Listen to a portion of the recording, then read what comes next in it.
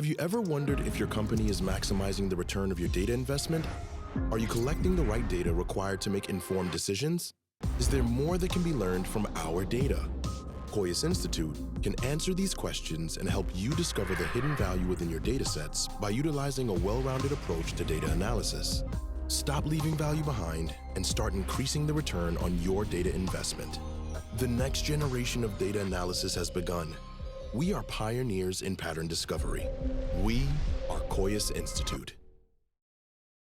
Hey everybody, welcome back to Up the Vibe. And today I'm joined by Jay Anderson, who is the founder and host of Project Unity.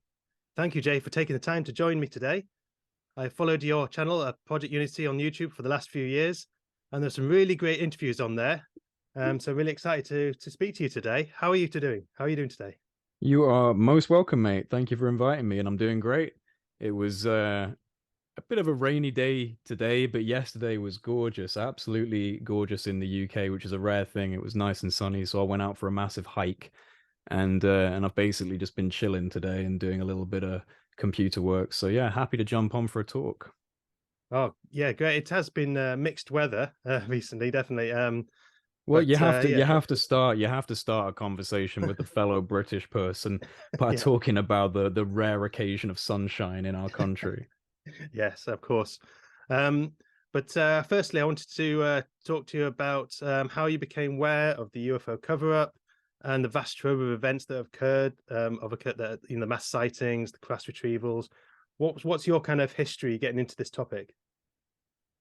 Yeah, I mean, I came into it in a weird way, I suppose, which is why I've always given a lot of space for the stranger aspects of the conversation that go beyond just the nuts and bolts and the idea of spacecraft, and go a little deeper into the psychology and the conscious implications and potential spiritual implications of a subject like UFOs, because the way I came into the subject was inherently, and I'm always a little cautious when I say this, but it's the only way I can really describe it, is that I came into it in an inherently spiritual way, through coincidences and synchronicities in my life. Mm-hmm. A lot of things kind of clicked into place, and the path that I started going down in life just seemed to naturally end up with UFOs. And to be honest, there was kind of like this fundamental moment before I was interested in UFOs, and I had been looking into kind of consciousness and quantum mechanics and different types of philosophies and ideas around,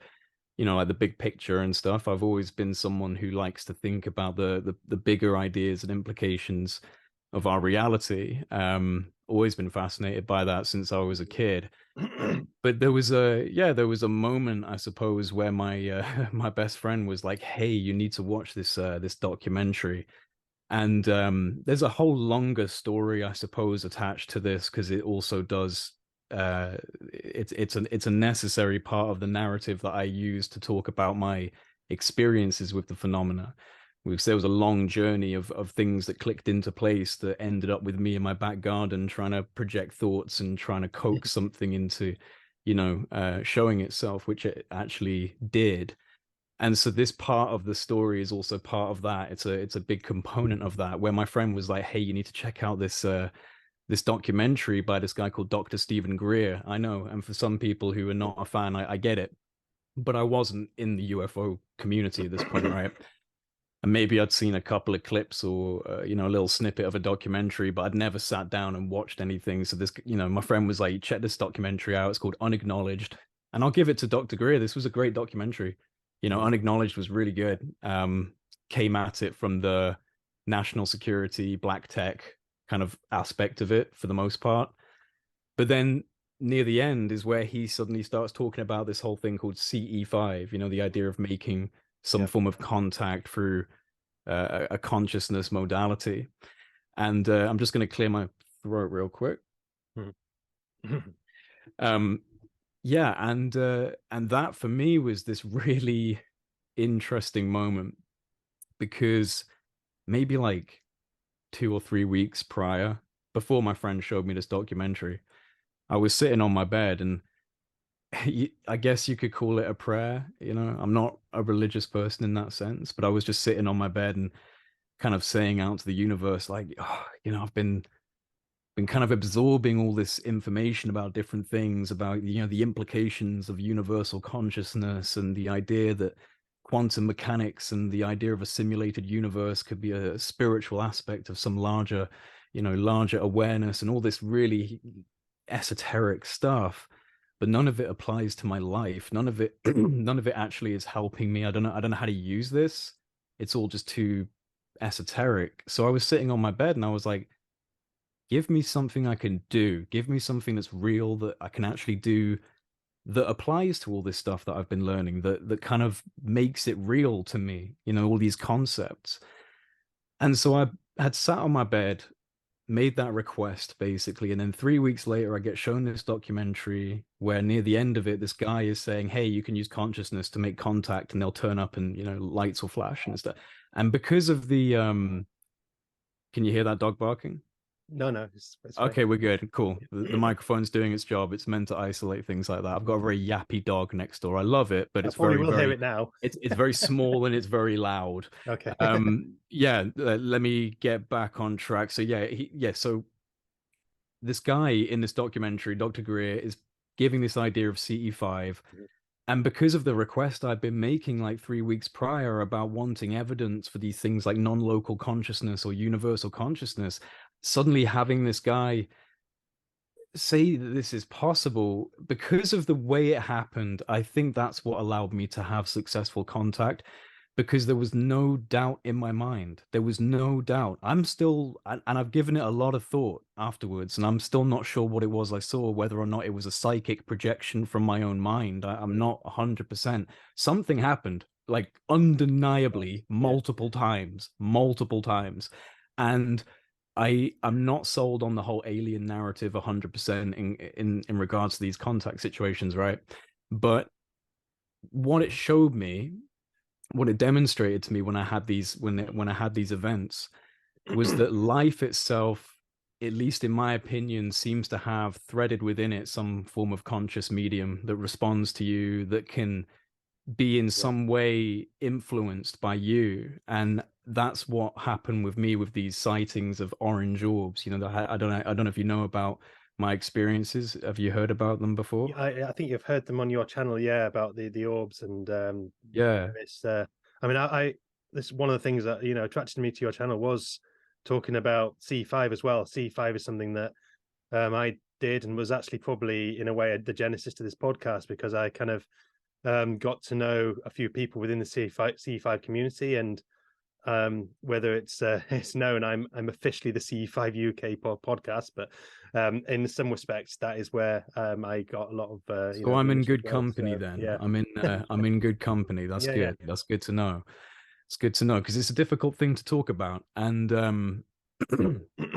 you know, I genuinely try and come at this subject in an intelligent way, because there's so much do you mind if I curse lightly sometimes? Yeah, of course. There's so much bullshit Mm. you know, in this subject, and I think that that's what, you know, turns a lot of people off. And some of it's to do with intelligence community interference over the years, and, you know, narratives have been developed and propagated and built upon. And, you know, even for someone who's really interested, who's an experiencer, my God, I can really get put off the subject sometimes by just the radical nature of some of the like hardcore believers who, you know, kind of have very bold statements about the overarching issue without any evidence. And I don't like that kind of stuff. I've always Yeah.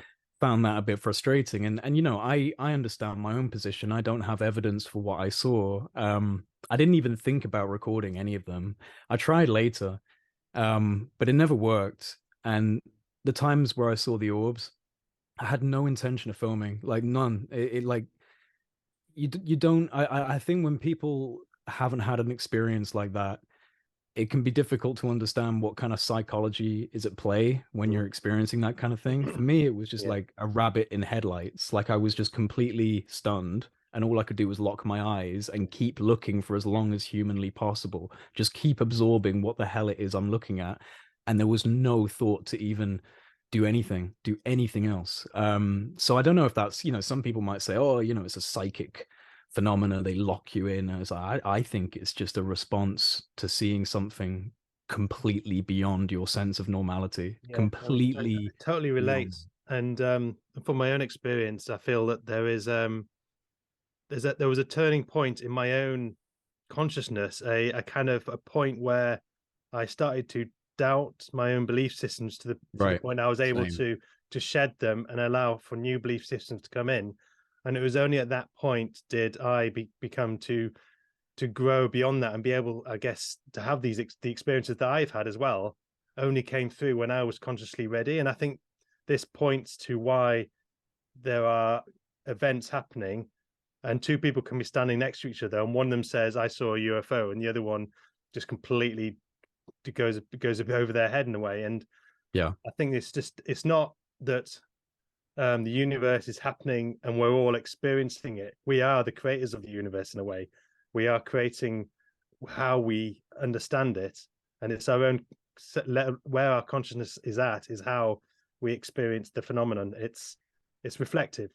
I agree. I think people kind of get caught up in that and say like, oh, well, I experience a tree in front of me and you experience it, so we're all participating in the same thing. But I think when it comes specifically to this anomalous phenomena that seems to exist on the fringes of reality, it's not as easily observed, and it does require a certain, I don't know, intuitive sense, a certain shift in the brain chemistry, a certain shift in your ability to observe on the electromagnetic spectrum. I don't know what it is, but there's I something think, yeah, that is, I don't know if it is that there was a physical aspect to it, but for me, there was a kind of like you have to allow for your belief systems to be taken away, and that is a yes. quite a difficult thing for a lot of people. It's quite a fearful thing, and you can sort of almost have empathy and um, a sense of understanding for why some people are so reluctant to get involved in the subject. Because from my own experience, I can see why getting involved may bring up some underlying, maybe subconscious fears around losing their belief systems, because it does shake them when you I think start to see things differently. I think there are a lot of parallels that can be drawn between a UFO phenomenon and a psychedelic experience. These are two very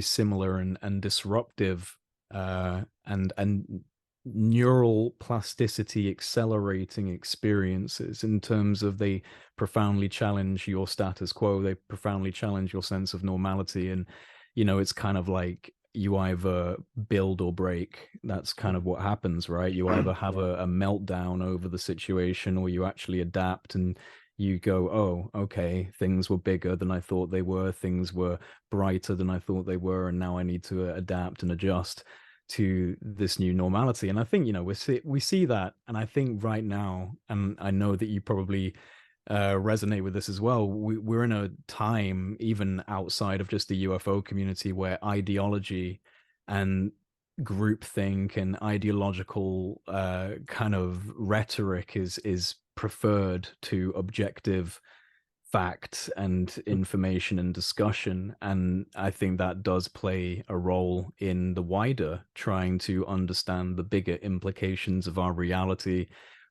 There is such a narrow-minded sense of consciousness that's projected onto us. It's up to us to resist that narrow-minded sense of consciousness. We're all capable of an expanded sense, but the systems in play are continuously projecting in various forms a kind of form of consciousness suppression in different ways, right? Through politics, through social media, through entertainment, through all of the 24-hour news cycle. This is all stuff that plays that role of refining our consciousness down into something where you can get these ideological cults and groups. And I think that impacts how people perceive reality, and surely will impact how they perceive so-called anomalous phenomena.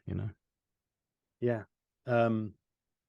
I think it ties into the subject of whether you are someone who regularly watches the news, reads the media, and takes it as the source of information that leads you to make decisions, or do you see it as propaganda coming out from a certain agency? I think there's a shift there as well in terms of your understanding of the information ecosystem that's been part of your life for so long. And I think that was something that happened to me actually when COVID happened, because I was at the time when it happened, I was getting a lot of information, sometimes through podcasts, sometimes through Twitter, YouTube, and various things that showed a completely different narrative to what the news was telling me, and it was difficult to find um, the truth. And I just decided that the news itself was projecting a fear-based message that I did not want in my life, and I decided to turn it off. And I've hardly watched the news ever since. But a lot of people still watch it, and then it's I wonder that's what plays a role as well. Um, how you use the information ecosystem and what it does to you in terms of your belief systems. Do you trust it? Or do you just see it as someone's agenda?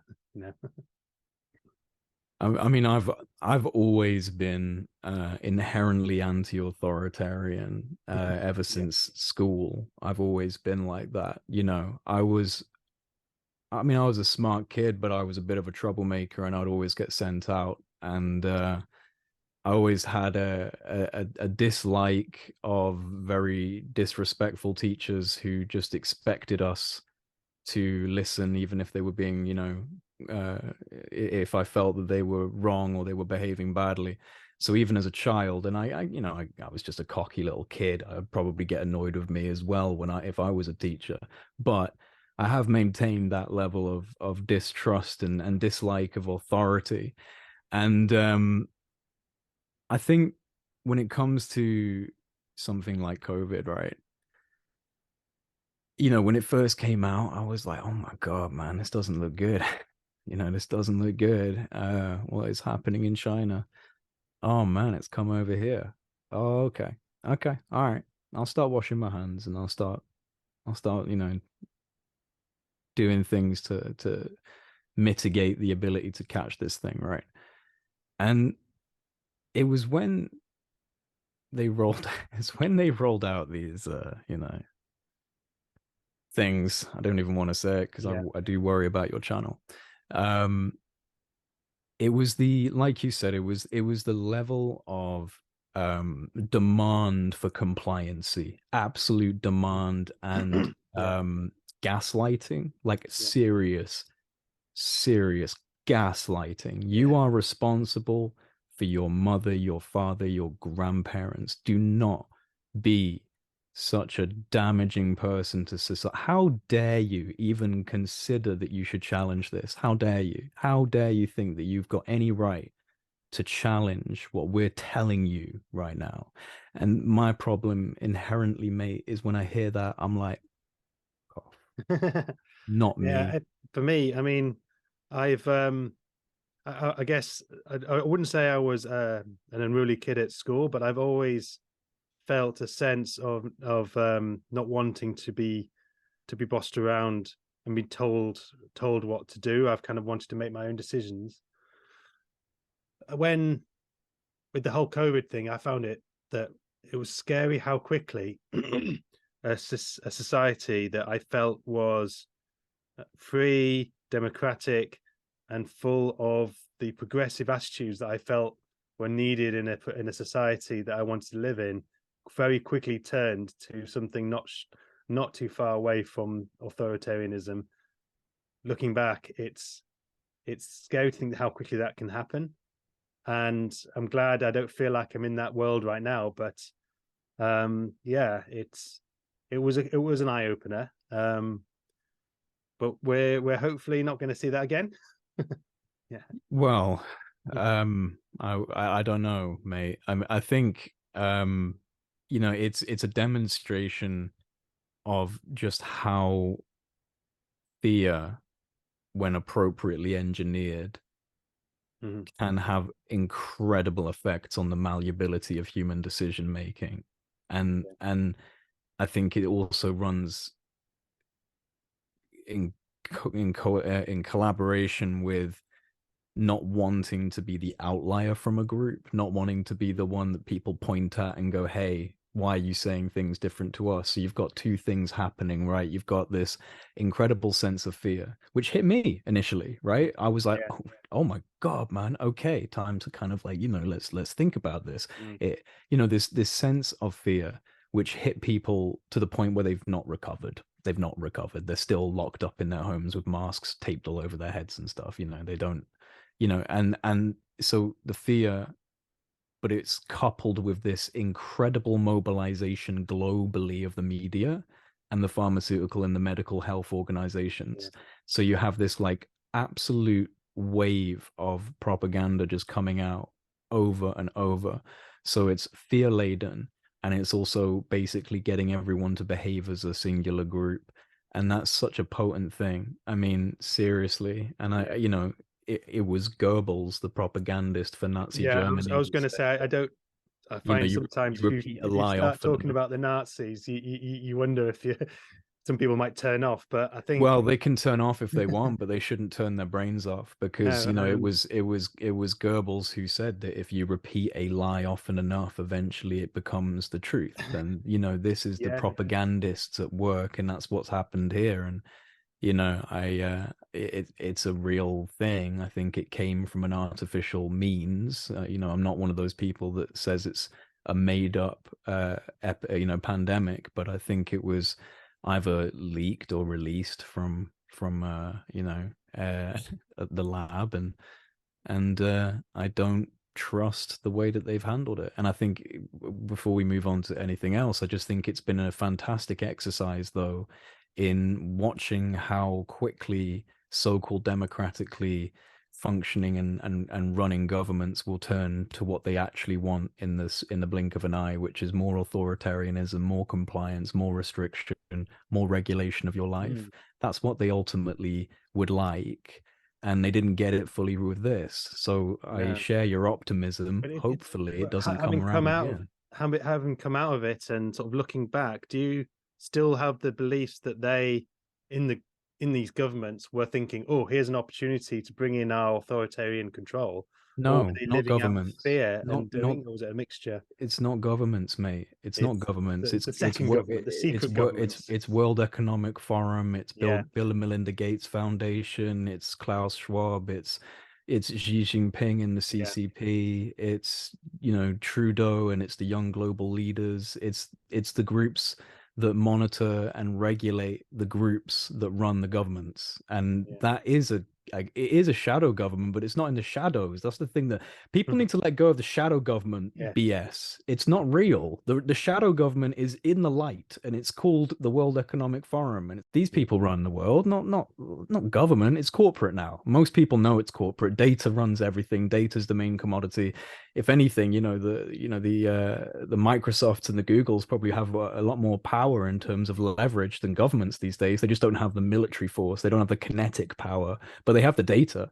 They have everyone by the digital balls in a sense. So yeah, I don't think it's governments necessarily that are going ha ha ha, and I Yeah, don't even think the people in the World Economic Forum are going ha ha ha.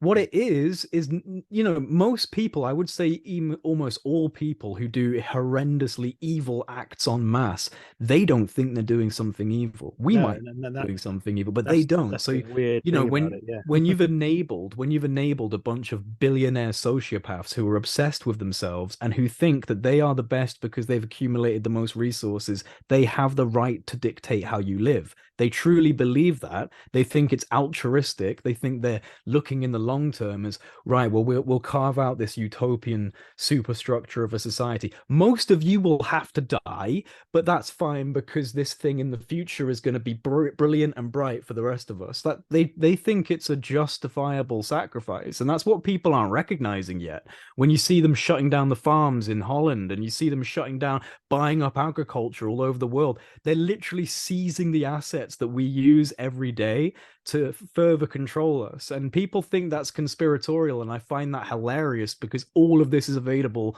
on their website, and it's just it's evidential through their actions. All of the people involved in the umbrella of the World Economic Forum are doing all of their pieces to kind of like further coagulate and coalesce power on a global scale. So like Yeah, I don't think it's government so much you have to worry about in that sense. It's more likely to be the maniacal billionaires who nobody voted for, who just think they can do whatever the hell they want to do. Yeah. You got me going on a rant now. Yeah, I'm on a rant now. No, but it is. I mean, you've explained very well where the source of a lot of the issues that we see going on. But I do question to myself trying to understand reality, because when we try and look at other people, we put ourselves in their shoes and we try and see ourselves doing it. But in this case, I can't see myself acting the way they do. So I'm trying to understand how the world works and try and become a predictor of where things are going. Well, I'm you trying to know, understand, are they living through fear, or are they living through power and greed? What are the emotions that's driving the force I'm behind doing things which to us seem anti-human in a way? I mean, I couldn't tell you, but No. I would almost argue emptiness. I think that the Mm. people who are expressing the most power and kind of flexing the most on the world stage in terms of the kind of like the globalist billionaires and people like that, that nothing's enough. Nothing. Mhm. Simple life with, my God, even six figures in the account, I'd be happy. I'd be very happy. A Mhm. simple life. They can't have it.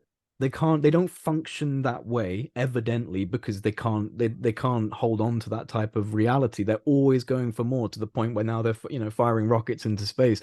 Nothing's enough. Nothing's enough. More, more, more. And hey, look, a lot of that drives innovation, right? People who are just driven by, I have to keep going, I have to keep going. And a lot of that has driven innovation.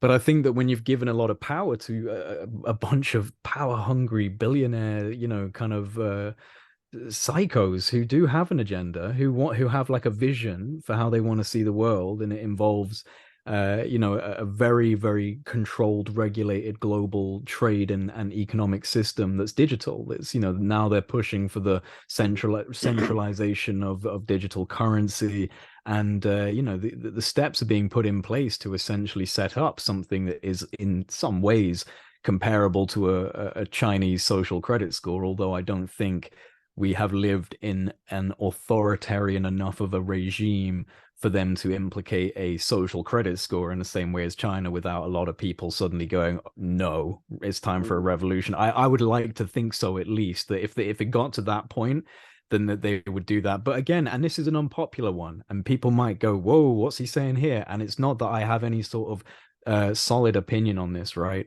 But the whole kind of climate change agenda, the problem with that is that it has the ability for people to jump onto it and use climate change as a means to exercise more control over you, over your carbon footprint. The billionaires that fly their private jets, right, all the time to places like Davos to decide how you live your life, are going to make you suffer for your carbon footprint. Now, you can't tell me that's about climate change. It's not about climate change. It's about restricting your ability to do things, but they're doing it under the guise of something like, oh, you've got to help save the planet. You want to go green, right? But they're the hypocrites. They're the they're the worst ones out of everyone, right? And they're the ones that put the systems in place to actually create such a big carbon footprint. So it's not fair to levy all of the blame onto us when it's them that are the problem. So that's always where I have an issue with their using narratives. It's not that we shouldn't care about the climate. We should Exactly. protect the Yeah. rainforest. We should protect the ozone. My God, but this is where people get all split up with it. They might hear me say, oh, there's agendas attached to climate change, and go, oh, Jay doesn't want. And it's like, no, no, no. Of course we want to protect the world. Of course we want to do that, but listen to what they really want to do. Listen to what they're doing beyond just the message of sustainability or going green or build back better and all of this stuff. Look beyond the message, look deeper into what they're actually trying to do, and you'll see that it's a Trojan horse. It's dressed up as something like climate change or some form of altruistic thing for the world, and it's not. It never has been. It never has been, has it? The billionaire globalist class. Yeah, they're always doing just fantastic things for the world. That's Yeah. why world hunger is solved. We don't have world hunger anymore, or human trafficking, right? Oh wait, they're all happening, and they're being created by those people. So at some point, I hope we get to grips with that properly, and I don't really know what can be done about it because they are the most powerful. Let's be honest. So, what do you do about that? I'm not quite sure. Well, we have podcasts where we talk about it. Raise But awareness. I think that's all you can raise do as a awareness, yeah. simple average Joe is raise awareness, right? Yeah, but and also try and give our thoughts in a way that can be reasoned with. And the reason I say that is because I do find it difficult talking about the climate change agenda because it is very fused, and a lot of people feel like Yeah. you're now against looking after the planet. That's not the case at all. I really want to look after the planet. I just see the potential for us as a global system, amongst many other things, to potentially put all our time, resources, energy into stopping the over to control how much CO2 is in the atmosphere, and completely miss out on all the other things that we are doing to the world, where we should be putting our resources in terms of looking after the oceans and the forests and the habitats and things that do matter and I agree with. And now I know that when people say, "Oh, climate change," they do often, that's sort of an umbrella term for looking after the planet. But actually, to me, no, climate change is making sure that everyone is controlled in terms of how much CO2 they emit, which itself can be debated. I think there are scientists on both sides of the aisle. It's not settled that CO2 is causing global warming, but and that's the hard thing. I'm not convinced by the science on that. And if someone wants to convince me, great, and may think I'm an idiot. I haven't looked at the right articles or whatever, but if I Yeah, need but it's the convincing, same. but there's an agenda, definitely. It's the same with COVID, mate. Like I don't Yeah, understand the science on climate change or on COVID. I'm not a scientist. I don't understand the science on electrogravitics, the things that I discuss when it comes to UFOs. But what you don't need to understand the science to observe the behavior and analyze the outcome and kind of look at what they're actually trying to do. That's what really happened to me with the pandemic is, I'm not going to pretend to understand, you know, all the different kind of caveats of epidemiology and all that. But that's ridiculous. All I'm looking at is, oh, why are all these doctors getting banned? Why are all these censorships happening? So it's you don't have to be a scientist to look at, for example, climate change and just look at the people involved and go, oh, hang on, aren't they kind of mainly they're responsible for the climate change if there is, some significant shift. It's their fault, and they're telling us we have to yeah, change our lifestyle for a better outcome. Oh, okay, now I understand what they're saying. It's not about climate change, right? So there we go. So yeah, it's just deciphering the real meaning underneath this lovely little, kind of charade and this bit yeah, of velvet they put over it. That's all it really comes down to. yeah. Um, Fascinating discussion, and all topics that's very very dear to me. But I would like to If we talk haven't, about if UFOs. you haven't been banned yet, I'm sure this conversation will probably get you banned. Well, My I'll start goodness. the interview now. Hi, Jay. How you doing? No, so basically, I wanted to talk about some of your interviews, and most notably, the one with Bobby Ray Inman. I found that one of the most uncomfortable interviews that I've ever watched, not because of the way you presented it, but just the body language, the chemistry, everything about it just seemed there was an oddness to it that I wonder if you could shed light on what your feelings were during that, and and everything afterwards. Yeah, that was a weird one, wasn't it? It was a weird one. I didn't expect to get it either. I was really surprised when I got that.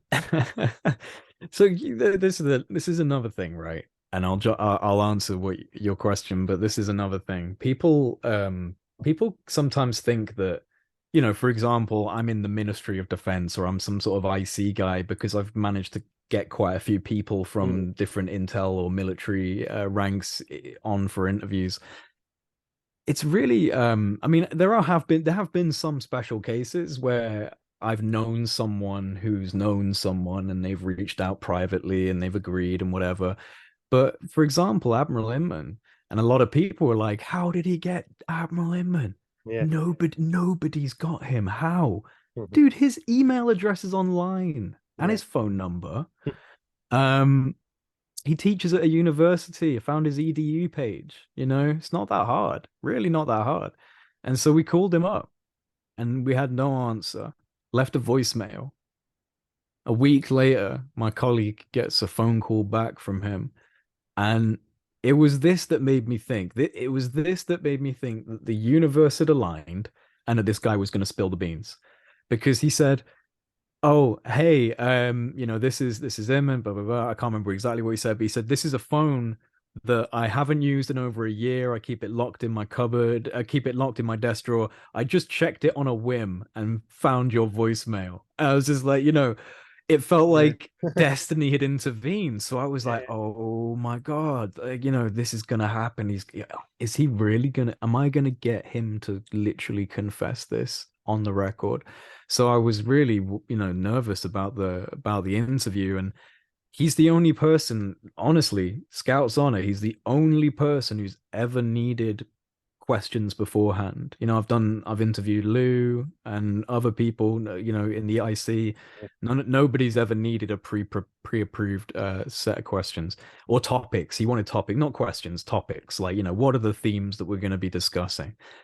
And that's another thing. People think I tricked him. I didn't trick him. I might not have been completely as open about my interest. Like, oh, I didn't show him that I was, like kind of low key obsessed about UFOs, but I had put a whole list of themes: national security and geopolitics, the impact of China and, Eastern power dynamics as we unfold, like things I knew he'd be attached and, attracted to giving his opinion on, like, oh, I'll tell you how I feel about China and about Russia and about this.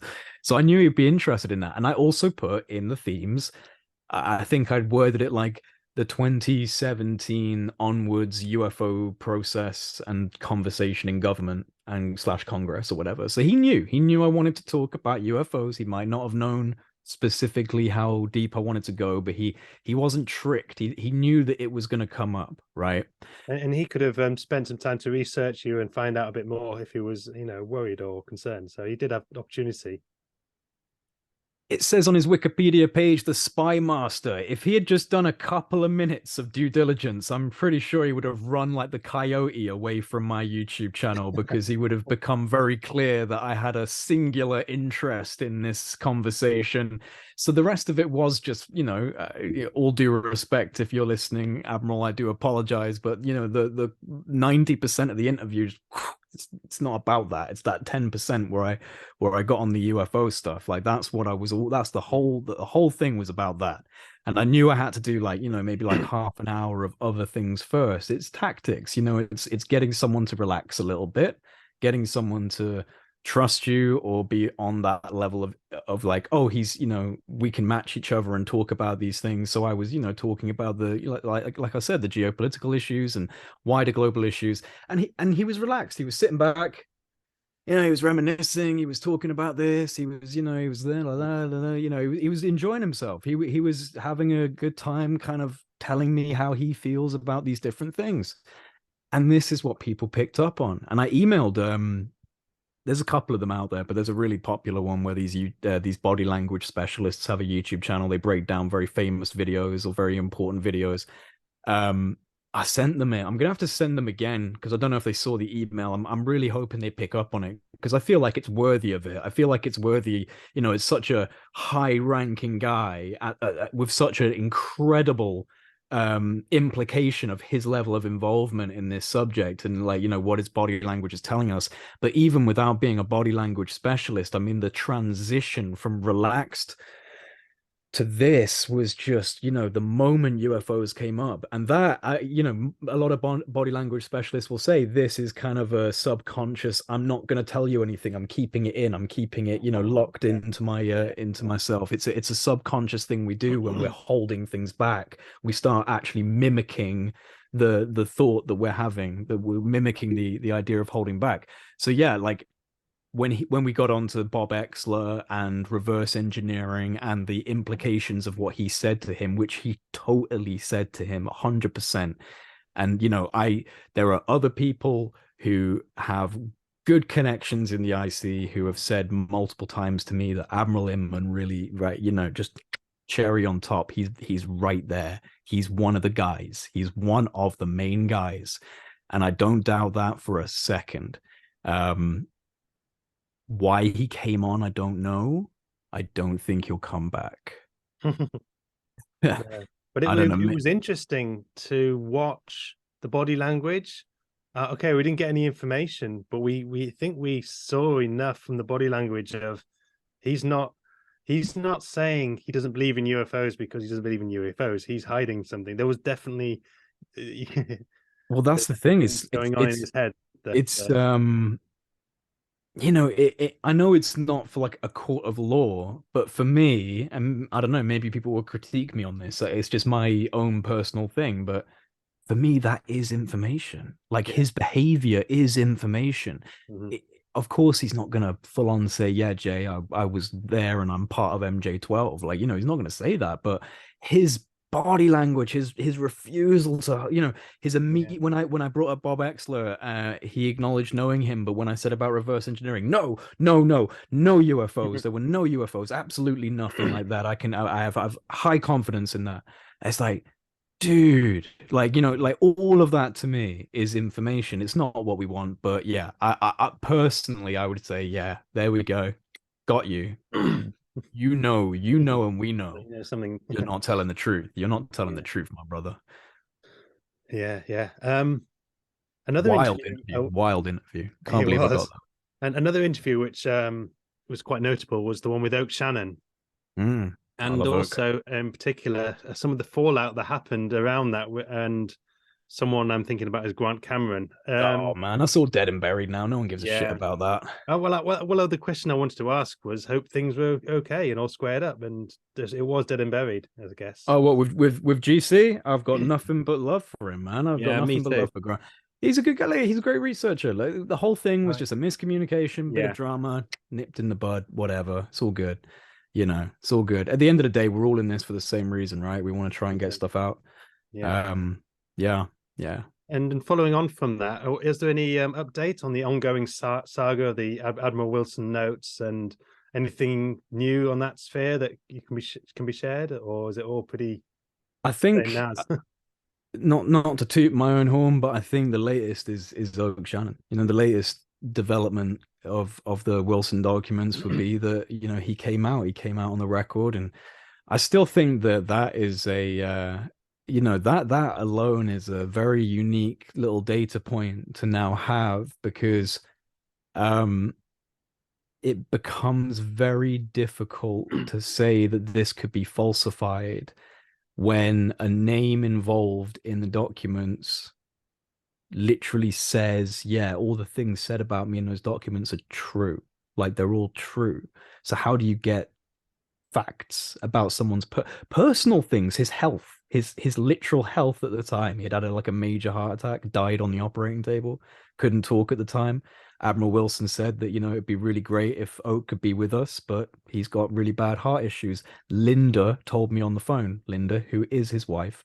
So, like, how do you get how do you fake that? Like, how do you sit down and write something it's like me knowing your name, mate, and then just making up a couple of things, and they're like totally true, and they're like personal things about your health and who you had a phone conversation with at some time. It's like, come on, you're having a laugh. You're joking, right? It's obviously real. So, the meeting, in my opinion, the meeting 100% happened. The documents 100% real. Eric Davis 100% wrote them. Whether or not what was said to Admiral Wilson is true is a completely different kettle of fish. That's a completely different conversation. The things that these apparent gatekeepers said to him, do they have that retrieved craft? Is it alien? Is it something else? We don't know. And I don't know if he was told the truth. He was also told that there's no abductions, that they're not real. I don't know, because I really don't have like a kind of a vested opinion on what really goes on with the abductions. I just don't really have a strong enough opinion on what they really are.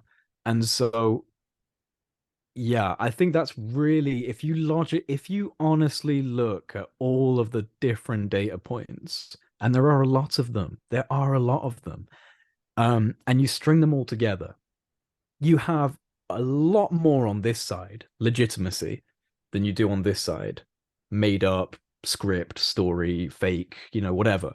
There's just so much more on this side. And you know, he like these. Oh, it's just annoying.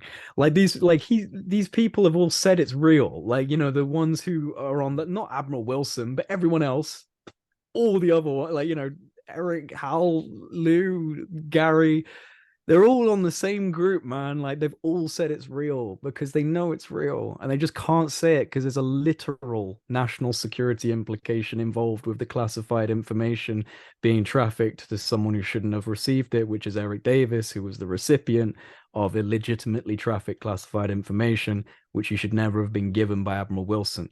So, like, they can't ever say that until there's some sort of legislative process put into place, which we're now seeing with the whistleblowers and the NDAA.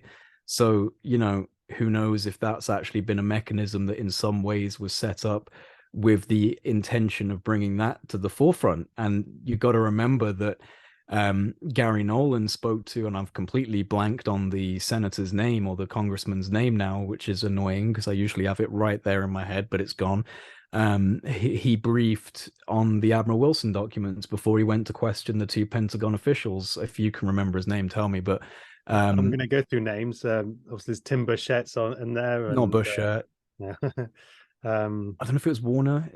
Yeah. Who questioned the two You know what I'm talking about with Kirkpatrick and Moultrie when they're sitting in the Pentagon. Oh, I know, yeah. Question about the Wilson notes. Yeah. He messed it up. He messed it up. I think he said Admiral Davis and Dr. Wilson or something like that. I was like, oh, dude, they kind of blanked on it. Oh, I've never heard of that. Yeah. I was like, you had one job, bro. You had one job and you messed it up.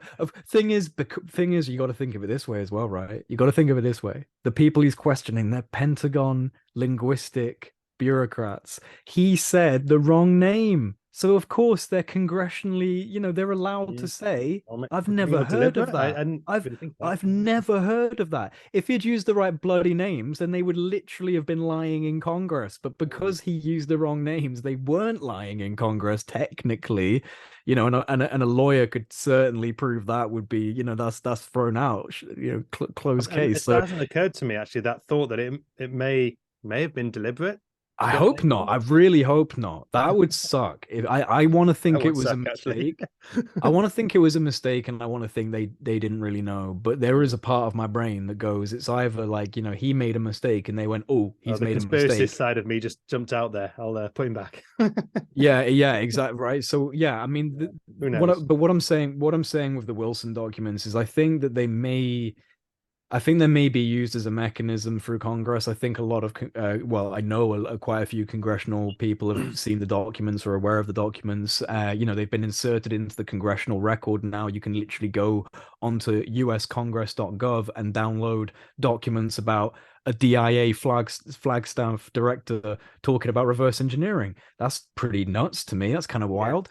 But yeah, so I think the Wilson documents and Oak Shannon coming out on the record, I think, is the latest development with that stuff. And I wouldn't be surprised if they kept surfacing over the next year or two as things just kind of bubble around in Congress and we start seeing the hearings. We'll just have to see, but I have a feeling that the Wilson documents are actually in some way an integral component of this structure that's being developed in government to handle this topic. It's almost like it's the smoking gun for reverse engineering.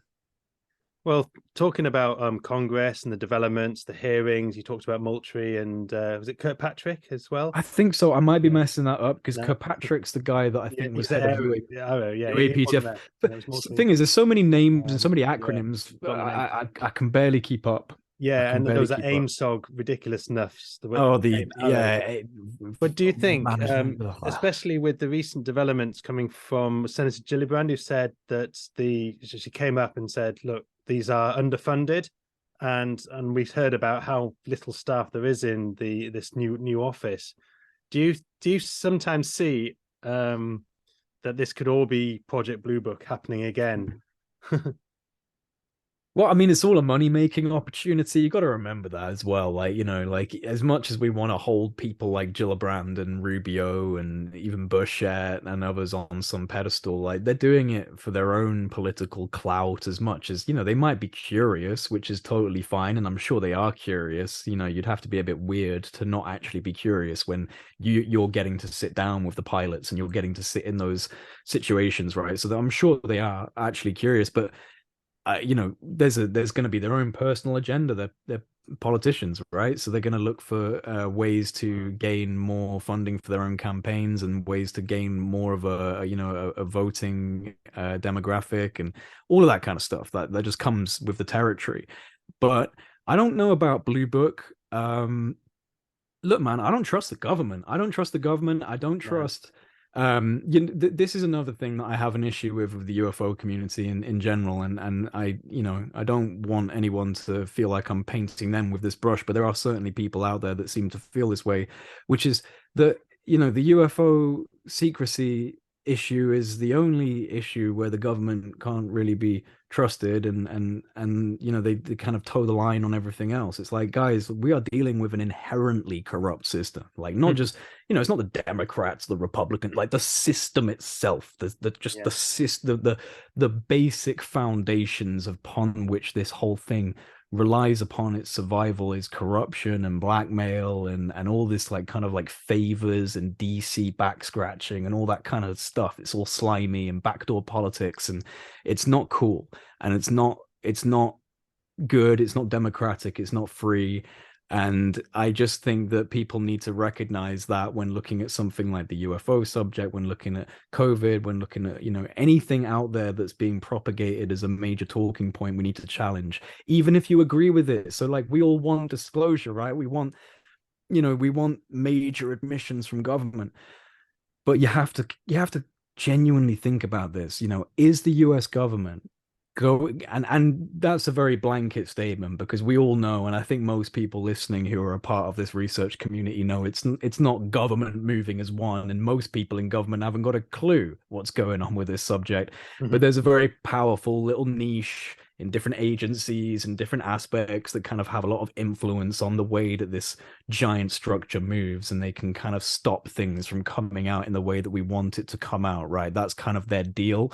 So the secrecy state, the national secrecy state. So even if you enjoy and want to see disclosure with a capital D, it's always going to be coming out in a way that's going to serve an agenda for the military industrial complex, the intelligence community. And that's not a good thing. That's not going to be a transparent disclosure. They're not going to just be like, okay, look, here are the answers that we've had for the last 70 years. This is what we've understood.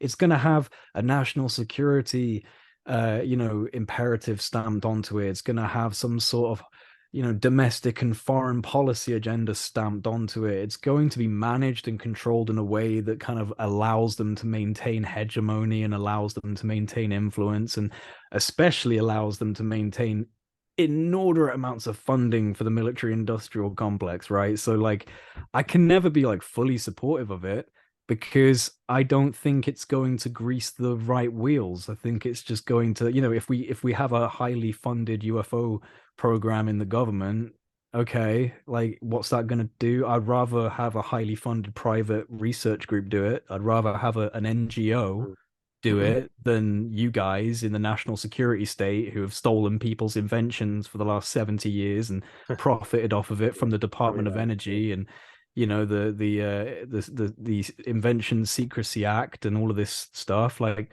I don't want you in control of it. Why would we want the people who wage wars and lie to their people? And I'm not talking about Americans, I'm talking about literally like the Western world.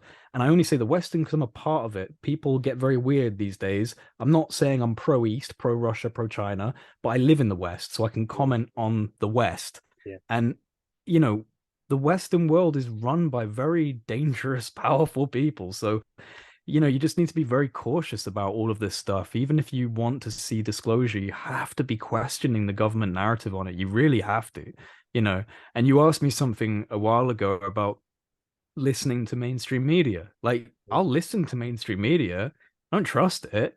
I'll listen, I'll kind of analyze it, and you hear the talking points. If you really just train yourself, you pick up on all these little talking points where they're trying to steer you into a certain direction. Mhm. Because that's the thing with the news. It's not that everything is a lie. It's not like the whole thing is a lie.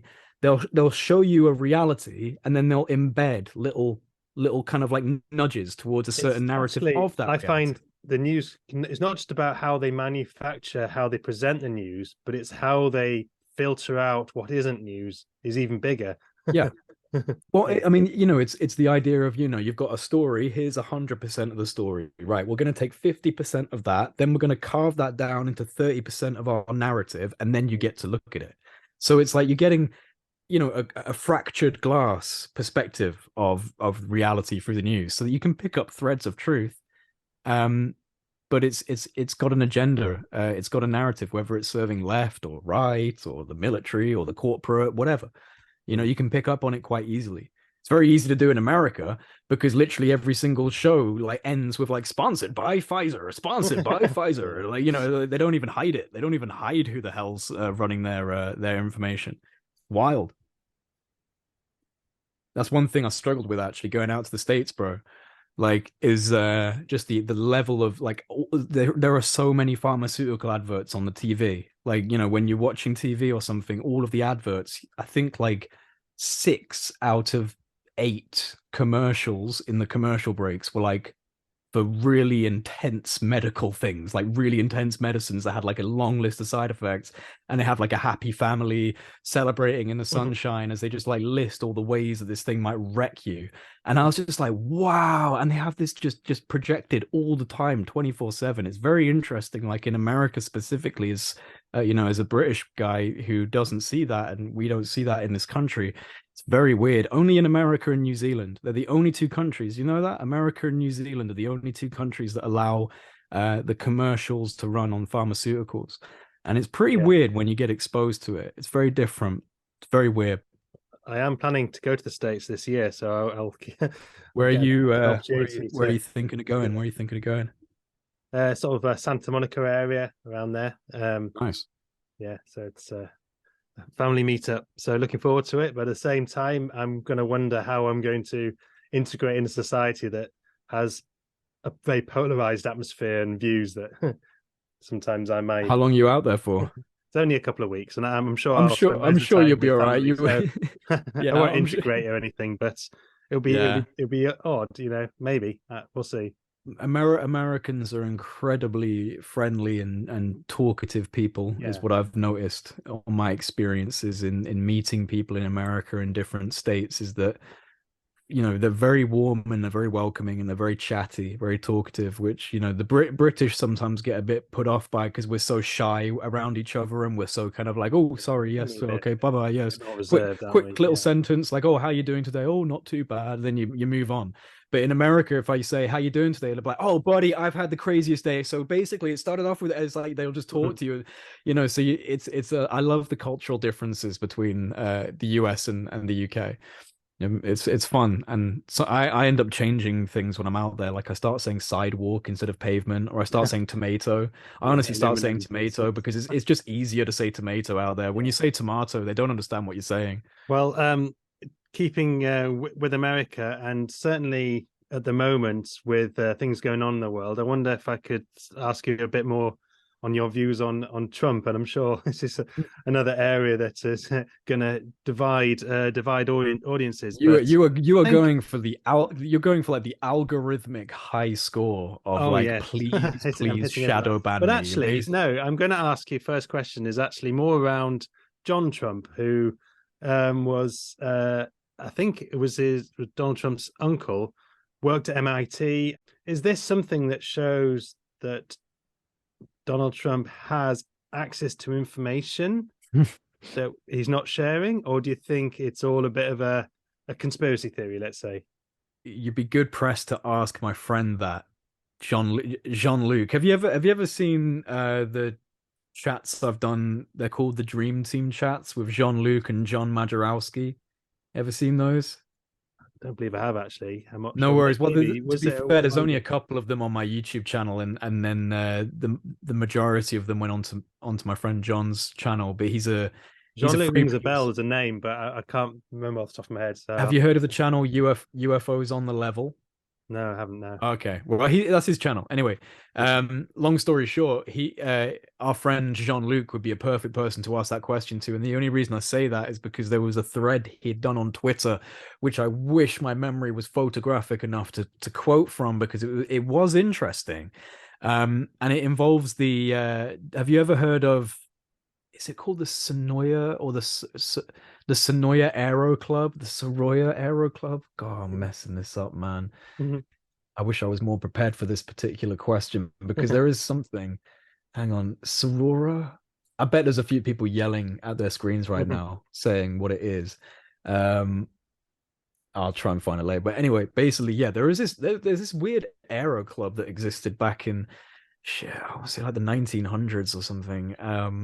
And it was a very kind of secretive, elite, exclusive aero club of people, and a lot of people believe that they might have been responsible for the whole Zeppelin flap, the whole kind of like weird UFO Zeppelin sightings that were seen back in the day. Because this is kind of what these people used to. I'm trying to remember the name of it whilst I'm Okay, no, talking, but I that's don't worry about it. I'll find it later, but it is really interesting. This Aero Club, and on some of the patents, on some of the illustrations, there was like Trump. Trump was written all over it, and his uncle was an inventor, and there was a whole thread of things. I'm really annoyed because I'm not the guest for this question. There is genuine I know people who would be able to give you really interesting answers to this question, because okay. I don't know enough about it. It was just a cursory thing that I'm aware of, but I will answer in general terms. I would say it's probably not that likely that he knows anything that's like truly disruptive. And the reason I say that is because looking at Trump's personality, like looking at the kind of person he is, kind of feel like he would have used that as bragging rights before then, and maybe even maintained that as a talking point now, which he hasn't done. It was like, as UFOs were popular, if you remember, this was at the height of like UFOs being reported in the news during the Trump administration, and he was asked questions. He's an egotistical guy, so yeah, he's probably going to inflate his own level of knowledge and say, oh, I've been told a few things about Roswell, let me tell you something. Oh, they're definitely hiding something. And hell, he's probably right. But I don't know if I kind of feel like if he actually had something that he knew, like he knows that there's like a deep state that has anti-gravity or something, man, he would. If he wouldn't have said it, he would have hinted way more than he has. Because his ego could not hold that in. His ego could not hold in something that big. I just feel so. Yeah, I don't. I think it was probably just hyperbole. It was probably just overinflation. In all Okay. honesty. And more turning more to recent developments. What do you think's going on with this whole arrest? I see it as a bit as a witch hunt. Do you agree on that? The whole kind of Yeah, I mean, like, look, at the end of the day, and people want to call me all sorts of things on Twitter. Not a lot of people, mind you, but a few people would like to really consider me as some sort of alt-right, pro-Putin Trump supporter, which I'm not any of those things.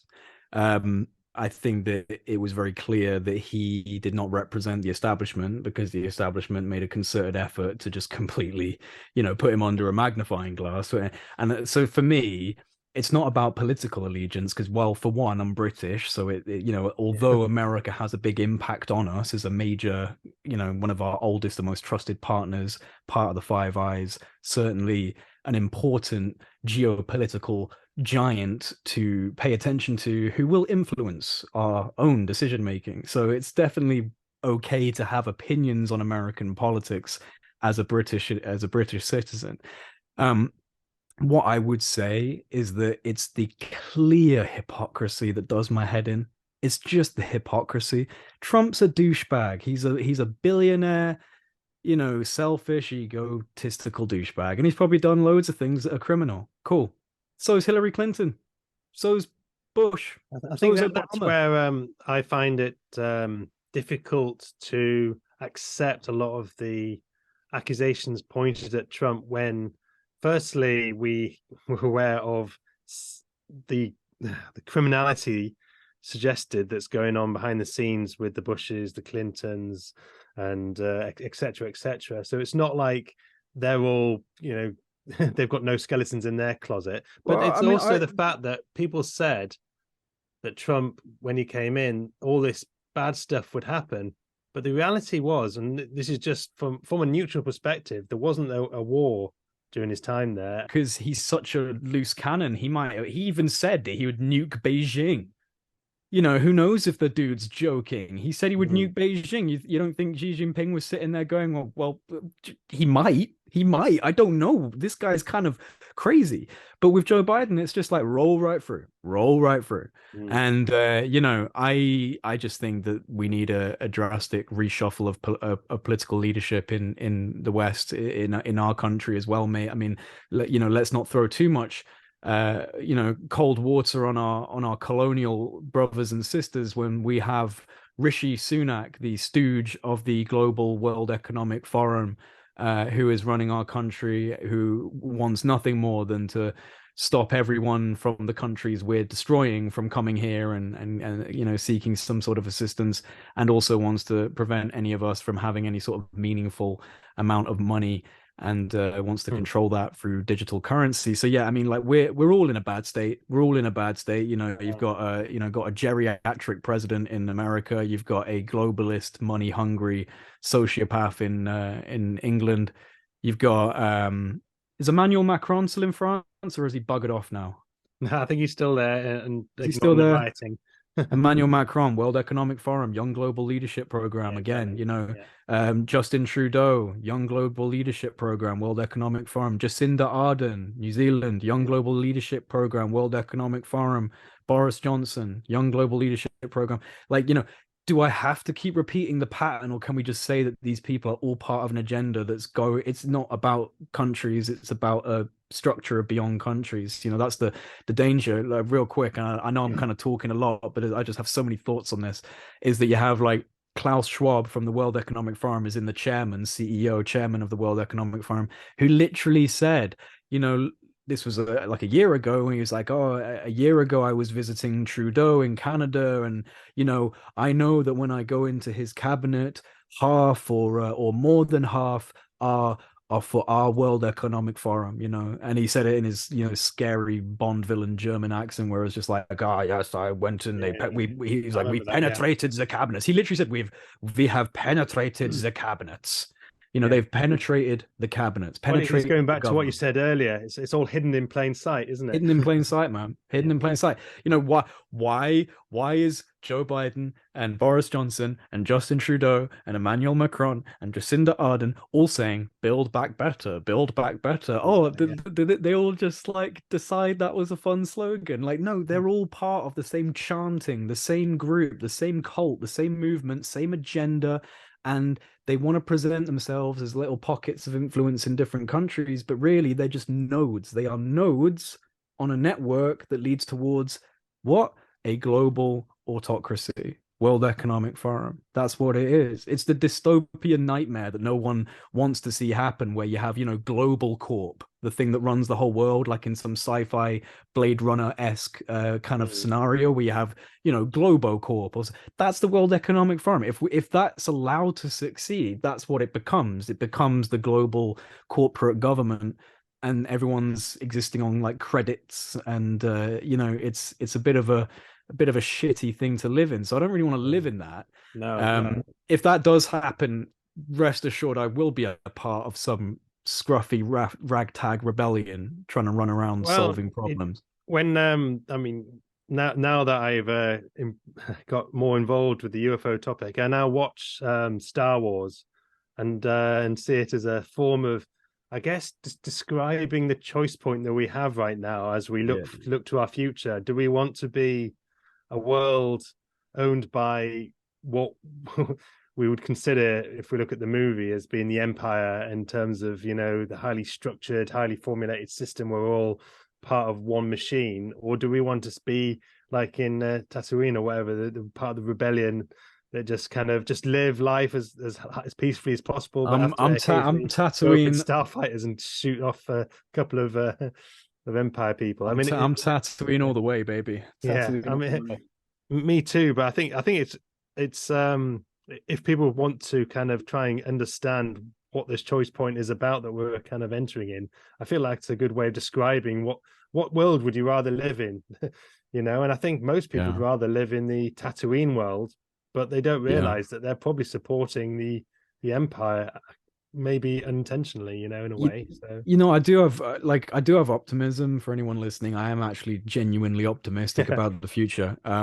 Because I kind of just think, you know, the moments in my own life where it just like, oh no, nothing's ever going to be good again. I was always wrong. And like, you know, or like worrying about something and creating a situation in my head. The situation's always worse than the actual event that it's unfolds like in going real for an life. exam or Like, something. yeah. So like we always exaggerate too much in our own mind. And so like, yeah, when you look at global authorities and AI and surveillance and data, it's like, oh my God, nothing's gonna be good again. But that's not true. That's not true. It's like there are going to be tough times. It's just like anyone's life. It's just like an individual life. You don't want to go through life without a single tough time. If that happens, one, it's a miracle. It should never happen. And two, you're going to be a boring person. You're going to be a boring, unwise, underdeveloped person. You need to go through struggle. It's just part of life, Well, people. that leads me on to some very pertinent questions about, I guess, the nature of reality and of consciousness, which is a very something that I'm also very interested in. Actually, before I turn on to that, you said right at the beginning about uh, your interest in, I think it was in quantum mechanical structure and consciousness, and I think for me, looking back, before I kind of got into understanding the UFO cover up and the false narratives and everything, before that, I was really interested in understanding the quantum nature of reality and the people like Michael Talbot, who did a really good book, and the theories. I think it's Joe Hooft and Hawking talked about how they saw the universe as a 3D projection on a 2D surface, and they could show through physics and the black holes how that was possible based on the information and understanding Hawking radiation, I think it was. But this went on to me, and someone who did, you know, I did physics and astronomy at university, so I'm very sort of scientific, and I was really interested in cosmology and the Big Bang, which, you know, is all very interesting. And I guess at that time I was trying to think, maybe nature is it a simulation, is it a hologram? And since then I've come to the belief, in my mind, I see the universe is consciousness is primary and the material world is secondary, built on that. So wonder what your thoughts are around that. Well, you know what's funny is I have so many thoughts on that, so I'm gonna try not to go on a tirade. But you know what's funny about that, man, is that we actually have a saying that we just throw out there as if we don't really think about it. And what is that saying? When you need to do something and you're not doing it, mate, what am I gonna say to you? I'll say, hey, listen, man, it's mind over matter. Yeah. Mind over matter, because mind is over matter, and we have literally forgotten how powerful of a statement that is, that No, that's so true. we just use it. Mind is over matter. It sits above it. It is the dominant part of the hierarchy of the universe. And I truly believe that. And I think that quantum mechanics and simulation theory, you know, it's just a very analytical approach to what is, in my opinion, an esoteric question, but it is an analytical question. You know, what's at the foundation of reality? What's at the foundation of the process? Um, you know, what we understand as reality is so fragmentary, it's so incomplete, but we present this overwhelming sense of hubris as if we've figured it out. We figured out the basics, at least. Yeah. We figured out the kind of like this this template. We're on a level playing field, and now we're just trying to understand the more exotic ideas. But this, in my opinion, this is not true. There are no foundations upon which science is built ultimately, because ultimately there's only one foundation upon which the rest of the architecture is constructed. So whether you're a quantum physicist or a biochemist or anything else, what truly lies at the foundation of all of this is, how did any of this start to begin with? And this is the big glitch. This is the big glitch in the assumption that we have a sturdy foundation upon which this towering edifice of science has been constructed. We don't have a clue how the universe began. No evidence, no data to provide that would solidify it into a conclusion or an explanation. So the truth is that we're studying the effects of the creation of time and space, but we're not studying the cause of time and space. The cause is beyond our ability to perceive.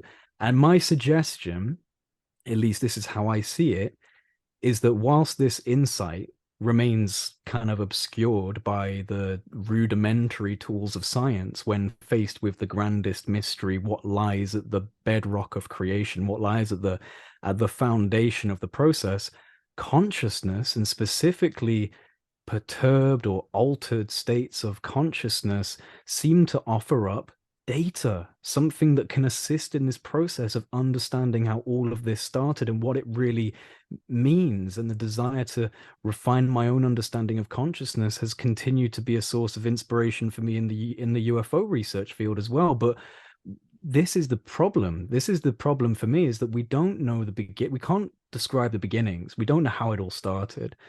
And so consciousness is this untapped aspect, and it's a very general thing to say that consciousness, because we don't really know what is consciousness, but just the hidden corridors of expanded mind and the weird things that people can experience and see in different types of orientations of consciousness. We don't explore this enough. We're starting to with psychedelics, the psychedelic studies, and we're starting to kind of go down these novel routes of like, oh, what happens when we perturb it like this? Oh, okay, well, let's figure out why these deities are saying things to us in these states.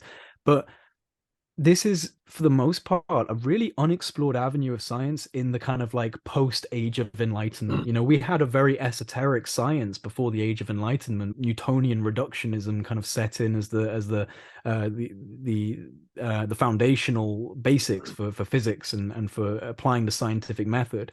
Before then, you had very esoteric scientists, and before then, you had shamans.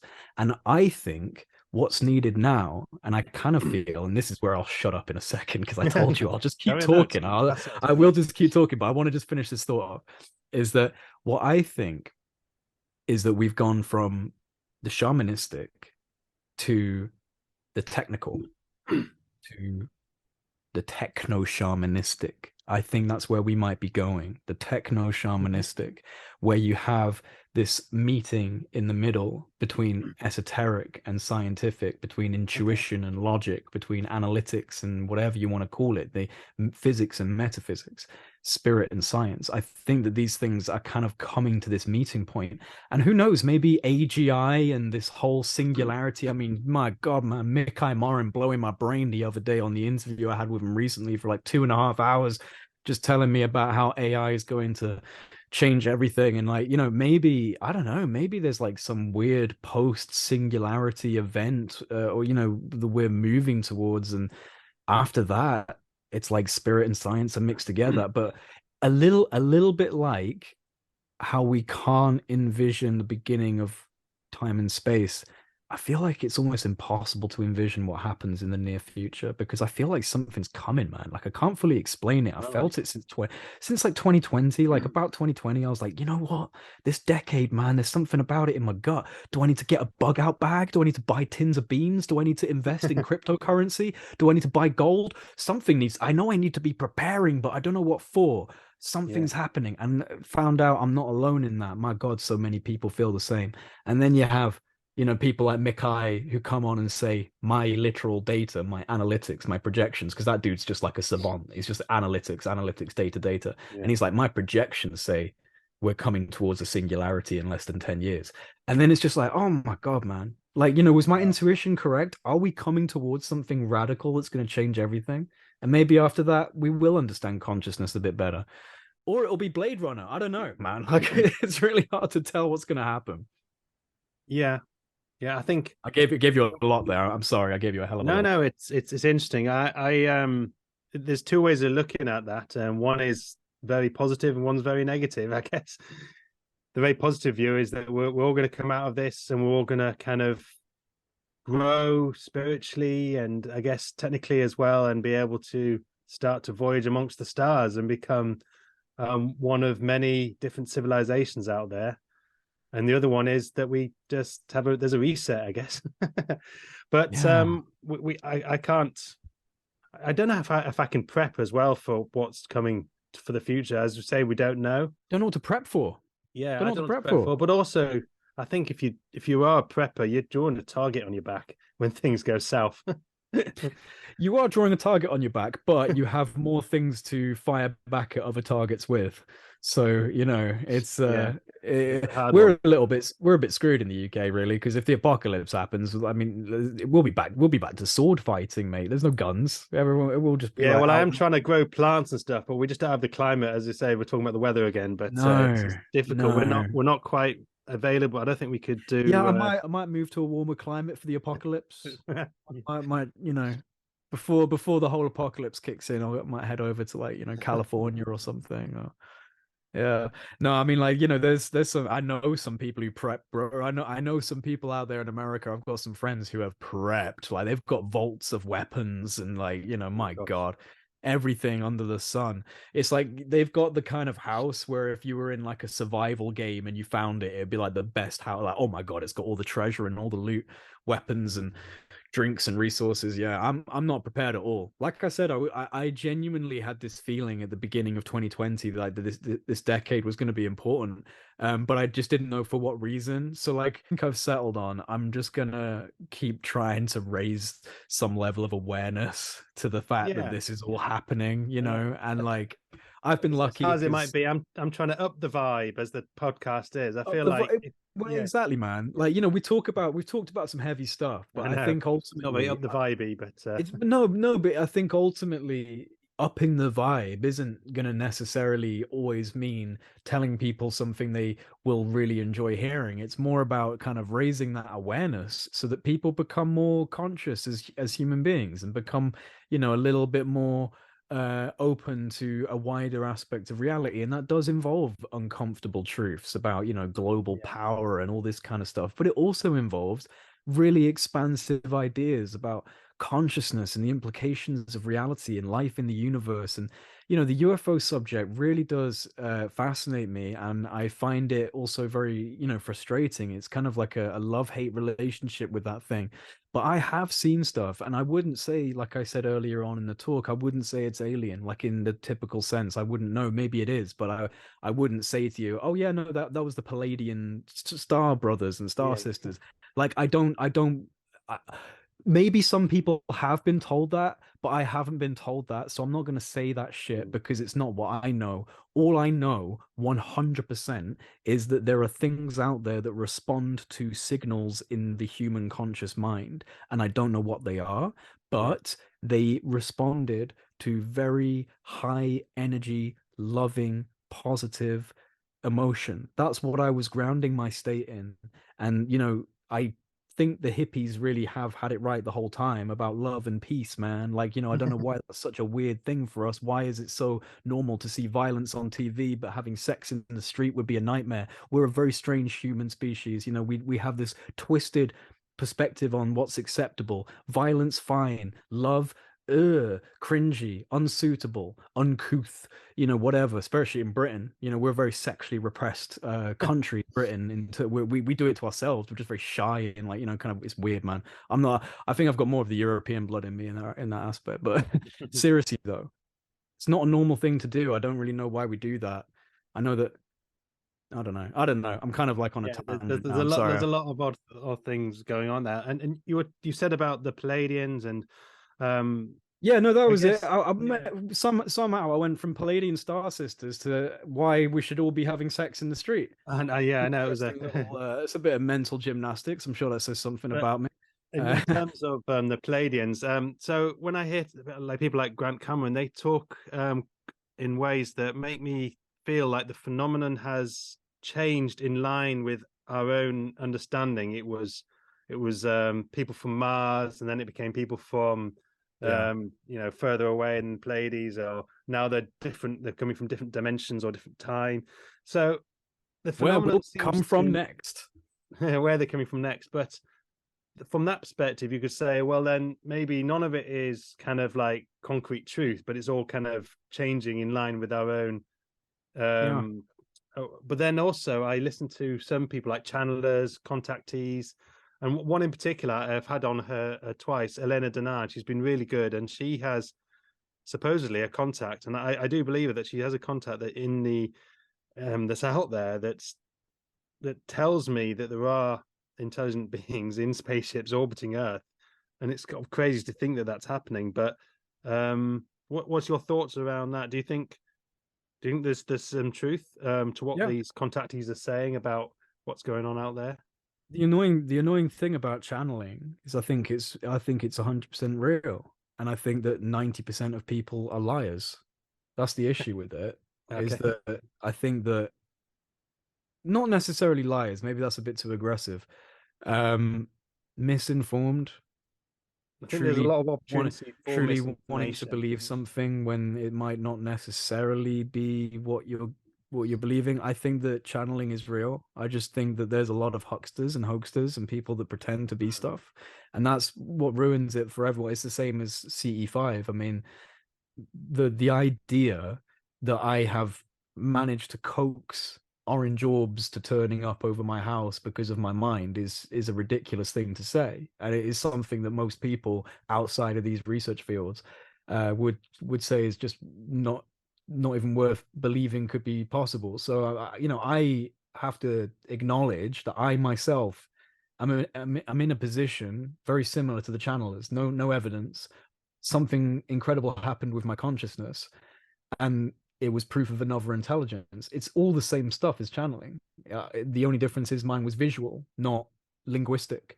Right? I had a visual experience, not a linguistic experience, or an inspirational experience. But Mm. I'll tell you something, mate. When I'm playing this thing over here, and getting into a real flow with it, there gets a point where I'm not thinking at all. Like, not thinking where the fingers are going or what the chord's going to be. It's just Yeah, get in the flow happening. I'm just in state. like Yeah, some automatic flow state. I would call yeah, that channeling. And yeah, yeah. Nikola Tesla, he was channeling information, and he knew it. The only difference is, where are you channeling it from? Is it the Arcturians and the Galactic Council and the Palladians, or is it from what we would call God? Is it the Akashic records, the Or is it universal your index sort of higher of consciousness in a information? way as Your well? higher consciousness. So I think that there is a channeling. I just don't know if we understand what the actual channeler is to us. I think maybe we misinterpret it, or our bias kicks in and we give it a template and we dress it up. But I think that it could just be the universe. I think it's the universe is like a bubbling cauldron of information. It's just information, or like, data. Some physicists would say that it's just made of information. Everything's made of just inherently information, energy encoded with information, right? Mhm. So if that's true, I would look at us as kind of like refined receptors. So you're constantly receiving information. So I think that when you're in a certain state, you just open up the funnel a bit more. You get a bit more in. And so very intuitive people, it's not exclusive, but it definitely seems to be something you can see very clearly with kind of like high functioning emotional intelligence and intuitive intelligence, not so much analytical intelligence. Analytical intelligence is very, very important, but it grounds you into this reality, and it makes you observe the four walls around you, and that's basically what you have. What I see is what I am, what I see is what is in front of me. But emotional intelligence or intuitive intelligence is that other one, right? It's the abstract thinker.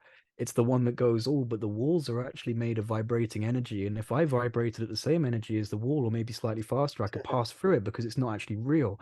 And nothing's actually real. And do I even know I'm real? Because when I dream, I think I'm in a real place. You know, that's abstract thought. That's like that's that kind of like intuitive abstract thought. And I think that that seems to lend credence towards having experiences with anomalous phenomena, having contact situations, and being more open to this kind of information, because you have the ability to look beyond what has been kind of told to you as normal. And very analytically minded people, not all the time, because Mikai, again, my friend, good friend of mine, and I've had him on a couple times. I've said this about him, is that we're like almost two different parts of we're like two hemispheres. I'm kind of like more the creative, emotional intelligence, and he's more the analytical intelligence. So it's very interesting when we have conversations, because he's going, everything is a simulation. I think it's like an AI simulation. And I'm going, everything is a spiritual simulation. I think it's a spiritual simulation. And so we're both kind of the exact same opinion, but coming from different observational points. He's all analytics. So he looks at the basic physics of the universe and goes, it's a universe of information. It's a simulation. I look at my life and I look at all the weird things that have happened in it and all the kind of coincidences and synchronicities. And I go, the universe is talking to me. The universe is intelligent. There's a consciousness embedded within this. So we're both kind of like same perspective, but different observations.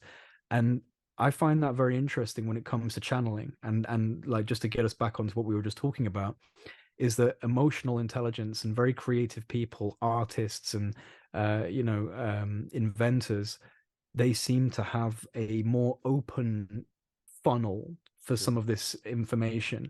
And I'll end it with just this quote from Nikola Tesla, where he says, and it's one of my favorite quotes, where he says, my brain is only a receiver. In the universe, there is a core from which we gain knowledge, strength, and inspiration. I have not found the location of this core, but I know that it exists. And that to me has always struck me as powerful, because what he's saying as a scientist is, this is science. I'm doing science, but I know that this inspiration for this science, it's coming from something.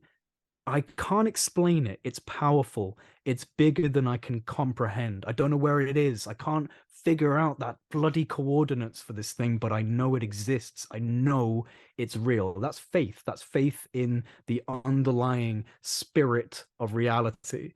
And Nikola Tesla is a brilliant scientist. Nobody should debate that. So you can be a brilliant scientist and still have a faith in the spirit of reality and recognize that no matter what you're doing, there's a spirit that's informing and helping and intuitively driving it. And that these things don't have to be at odds with each other, science and spirit. They don't. You can be doing science in a spiritual realm, and I think inherently we are in a spiritual realm. I don't really know what spiritual means, but I guess I just mean like it's not a computer simulation. I think it's a think conscious energy.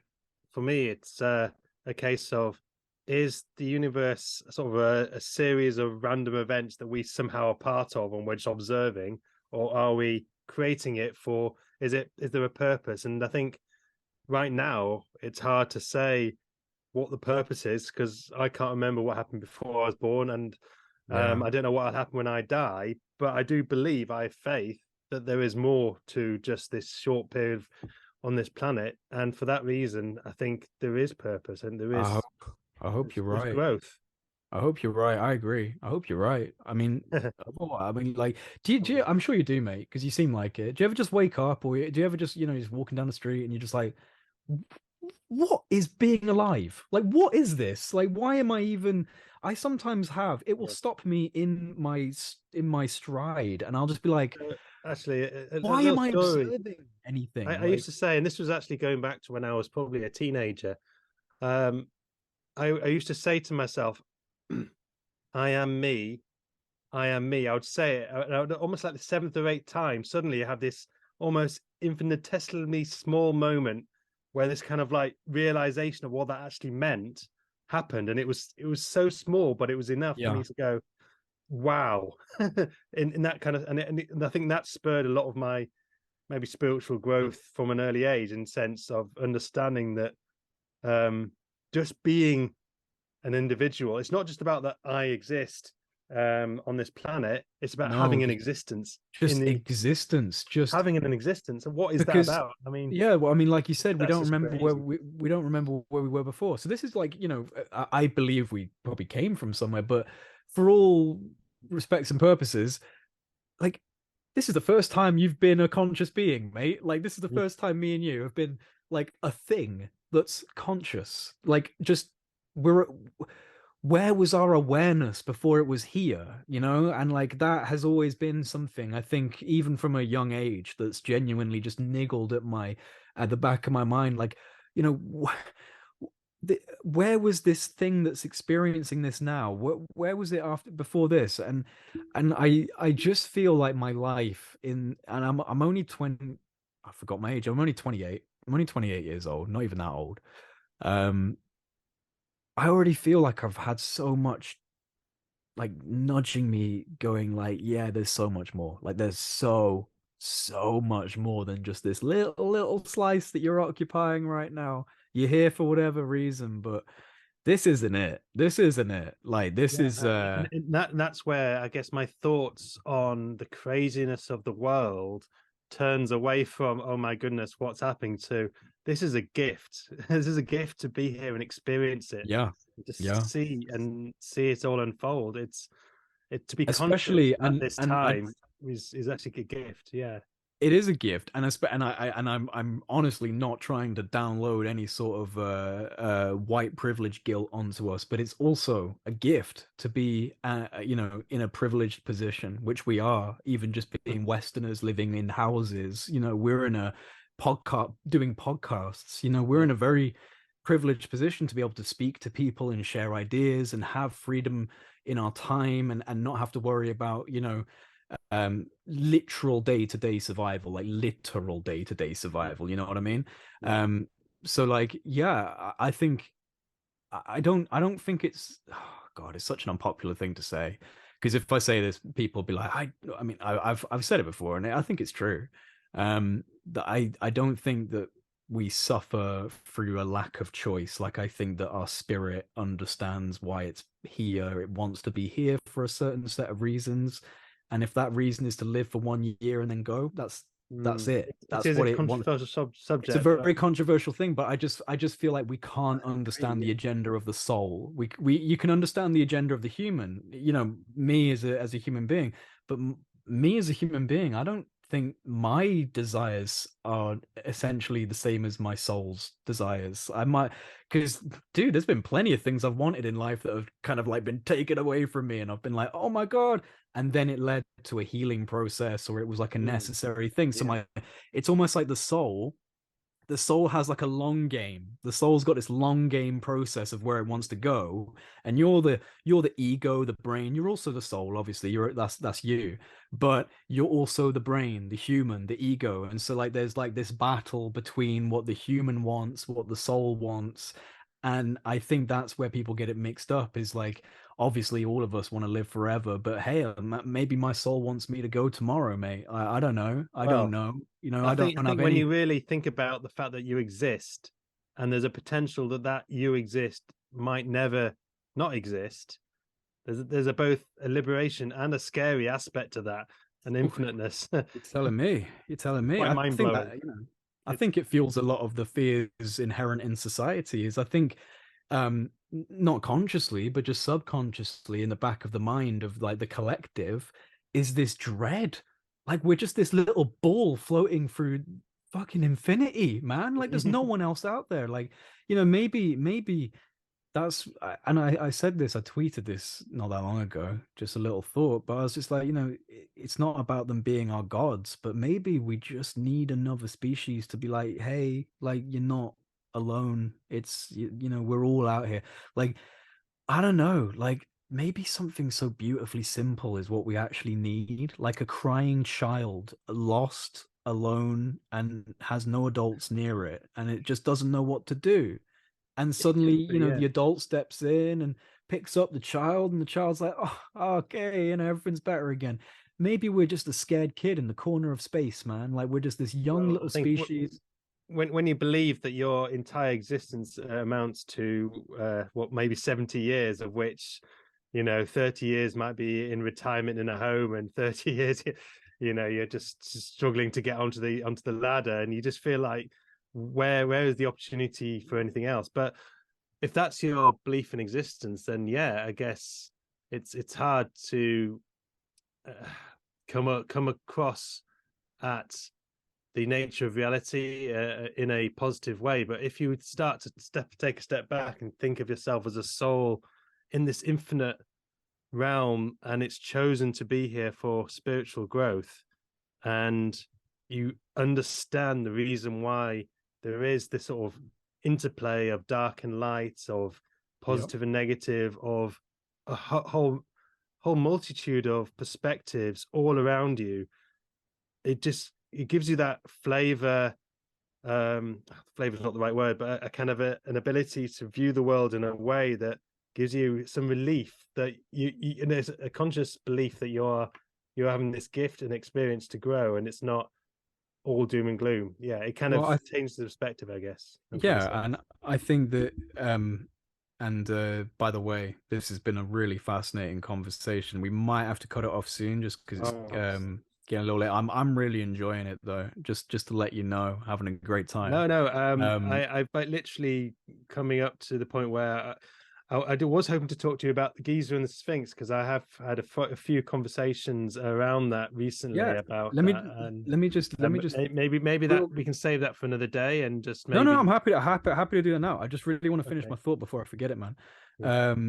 Because talking about kind of like dark light, and just before we get off onto the Egypt thing, if we do come from like a sublime realm where it's like just light, then it makes sense that this realm is light and dark. It's the place we go to experience the opposite, to understand what we are. If you exist in the sublime state of sublimeness, in the sublime reality, then all you know is being sublime, right? Like, oh, I'm the light in the light of the light dimension. All I am is the light. I am the light, and that's what I am.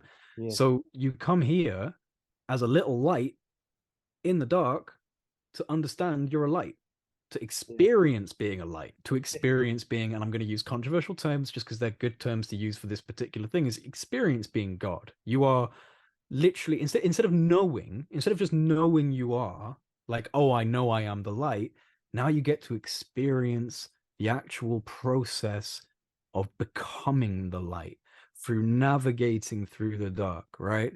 And I think that this is where you have the allegories of, I will not fear as I walk through the valley of death, and all this kind of stuff it's knowing you are the powerful light.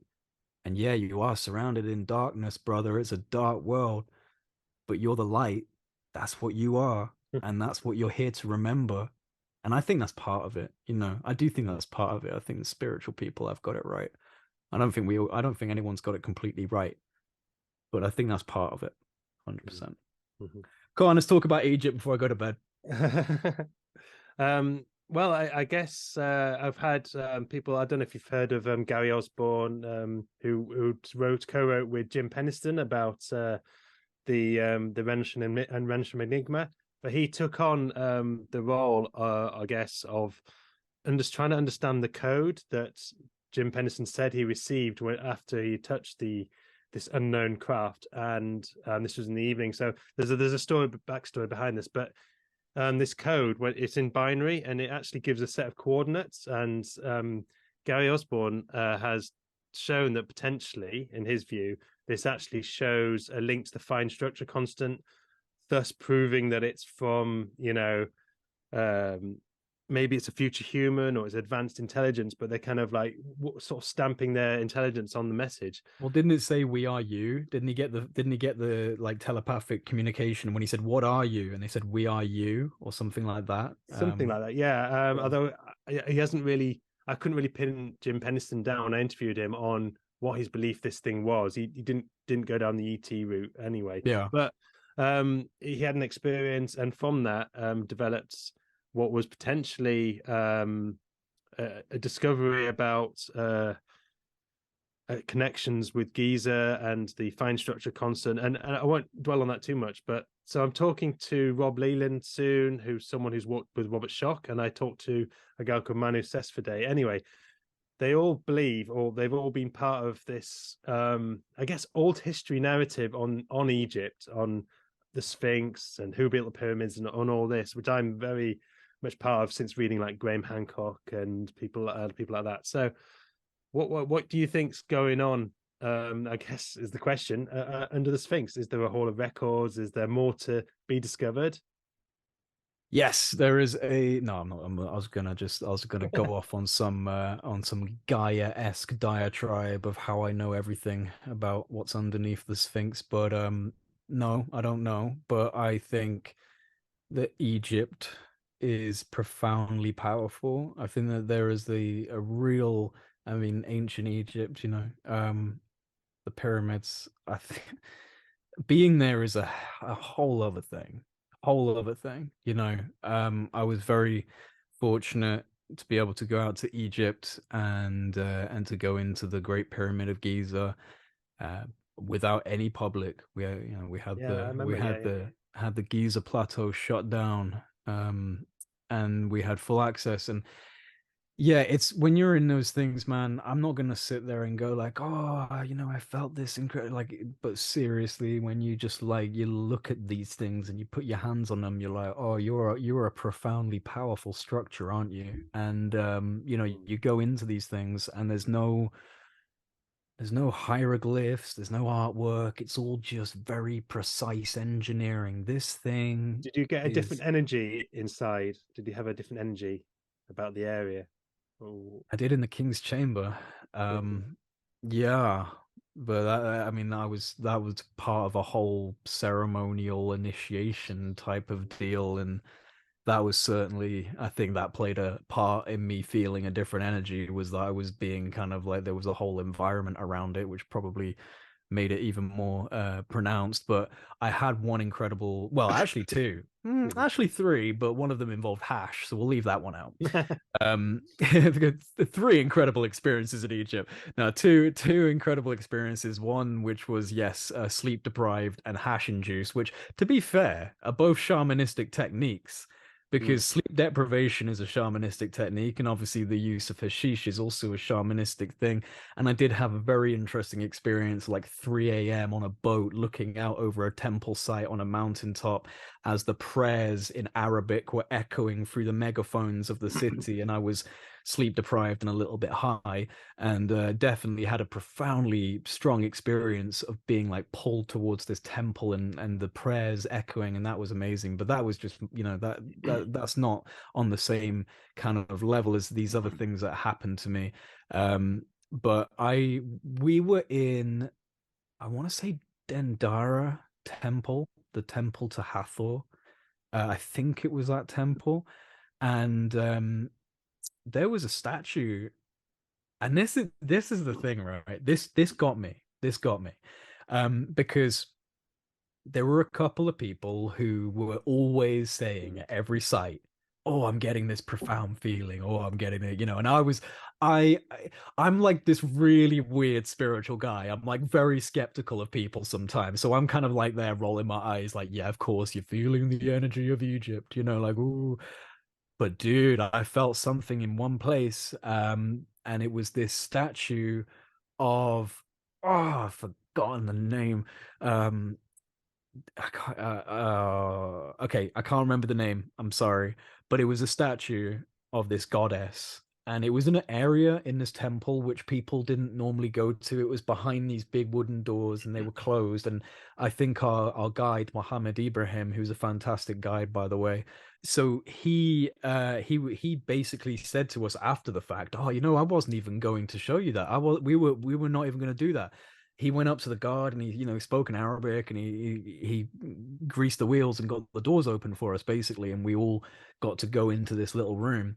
And what's really interesting about the room, right, is that you got these big wooden doors, and then you open it up and there's like a stone wall in front of you, and there's like a turning to go this way, so you kind of actually go in and then turn right to go down this narrow passageway, which then opens up into a small room with sand on the floor. It's completely dark, apart from one hole in the roof where the light is coming. I mean, it's so Indiana Jones. Like the light is coming down from one point, lighting up this statue at the back of the room, this big statue. And I had been filming everything. I've been filming absolutely everything. I've been walking around like this through every site we'd gone to, just filming the whole thing because I wanted to document loads of it for the YouTube channel and I wanted to put loads of stuff out. So I was walking into this room like this, ready to turn around the corner and capture this statue. I come around the corner, I see the statue on the camera, then I look at it with my eyes, and then my arm just falls down to my side, and I just stare at this statue and get locked into it like some weird gravity well. It was very strange. I just started staring, and I could feel like the intensity of something staring right back at me, man. Like, and everyone in the room felt the same thing. It was so weird. When everyone came out, they were like, "What's going on?" I felt like that thing was just like staring into my soul. And I was like, yeah, I felt the exact same thing. And this was the first time I'd felt like anything in Egypt. I'd kind of gone out there hoping, oh, maybe I'll get some weird flashback or something, nothing happened. But that happened when I went into that room and stared at that statue. There is a resonance to that thing. I don't know if it's what it's made out of. I don't know if they imbued it with some conscious intention when they created it, or if it's like an ET artifact. I don't know. But it's putting off an energy. It is 100%. There is an energy. At least, as someone who was not experiencing that kind of thing out there, it was like bam, and I just like couldn't stop. So yeah, that's an interesting one. And we also did see some weird flashing lights in the sky like UFOs at a really coincidental moment in the trip when we were on the tour bus coming out of the Sahara Desert, just leaving the Red Pyramid and the Bent Pyramid, and Timothy Hogan, the Grand Master of the Knights Templar, was reading a piece of Egyptian script about this saucer, this fiery disc that was coming over pre-dynastic Egypt, from these official kind of like scrolls that he'd come across, and then suddenly we started seeing these flashing white lights in the crystal clear blue sky of the Sahara Desert. 1 flash, 2 flash, 3 flash, 4 flash. So yeah, we saw that, which multiple people on the bus saw, and it's very hard to say what that was. Certainly not anything conventional. But Egypt, just to summarize and conclude, Egypt has a profound history, spiritually, esoterically, alchemically, scientifically, mathematically, engineering wise. And I think that if anything, the pyramids, the Great Pyramids, are meant to be a time capsule through history that has information encoded into it. It has information about, I think, pretty incredible cosmic concepts and laws encoded into the engineering of the very building itself. It's a message. The actual structures are a message, and we haven't fully decoded that message yet. They may have other applications, but at the very least, it's some form of message through time from some builders that I don't think we really understand. Certainly not thousands of uneducated slave laborers. Certainly not that. Certainly not big ramps. I'm not saying aliens, but just certainly not the way we conventionally think the pyramids were built. It's got a special energy to it. It's just got a special energy to it, man. It's a fascinating place, and I hope you get to go out there. I'd love to go there. I've not been there myself. I was in Peru last year, went to Machu Picchu, and Nice. I did some ayahuasca, which I might talk to you about one day. We'll have to get into that next time. Yeah, maybe there'll be another time on that one. I haven't actually talked about that on this podcast, so maybe that'll be my opportunity. But I'm happy to I'll let come you back go. on. I don't want to keep you too long. No, I mean, if we'd started a bit earlier, I probably would stay on, but I've got to get a bed soon. I think I'm up early tomorrow. We could wrap this up because I think it's been fascinating. There's definitely more to touch on if we ever get another chance to do this. But I guess just to end, people can find you on the Project Unity site? And is there anywhere else, or Well, if you want to follow me on Twitter, where I'm 95% of the time informative, 5% of the time a bit of a douchebag, then you can follow me on Twitter. I'm going to just be brutally honest, because social media brings out the worst in everyone, and it does occasionally bring out the worst in me.